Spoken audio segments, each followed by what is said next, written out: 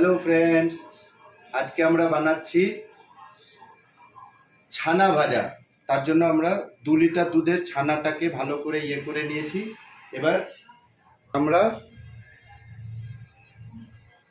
ঘোষবাবুর ব্র্যান্ডের ঘি নিয়েছি, যেটা আমাদের এখানে আমারই পিসির ছেলে মানে সাপ্লাই করে। আর ঘিটা অনেক সুন্দর, মানে এত সুন্দর সেন্ট, তার জন্য আমি এই ব্র্যান্ডের ঘিটাই ইউজ করি ঘরের যে কোনো কাজের জন্য। এখন মানে রিসেন্টলি চালু করেছি। তো সবারই থেকে আগে আমি ঘিটা অলরেডি কড়াইয়ের মধ্যে দিয়ে দিয়েছি। হালকা করে একটু গরম করে নিয়ে এটার মধ্যে এবার এই ছানাগুলো এটার মধ্যে দিয়ে দেবো আস্তে আস্তে।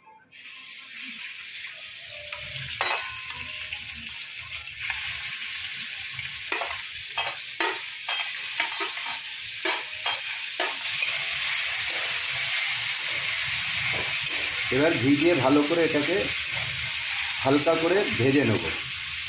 একটু ব্রাউন কালার হয়ে গেলে তারপরে একটু এর মধ্যে চিনি দেব।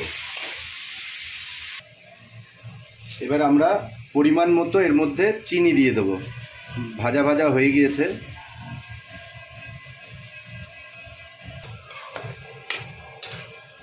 এবার ভালো করে একটু নেড়ে চেড়ে এটাকে এবার লাল লাল করে সুন্দর করে একটু রস করা মতন হয়ে যাবে, দিয়ে নামিয়ে দেব।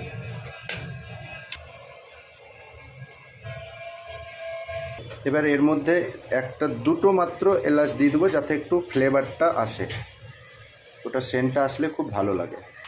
এবার এর মধ্যে একটুখানি দুধ দিয়ে দেবো, ওটাকে একটু ফ্লেভার আসার জন্য। দুধ দিয়ে ফোটালেই এটা সুন্দর একটা ফ্লেভার চলে আসবে। ফাইনালি আমাদের ছানা ভাজা দেশি স্টাইলের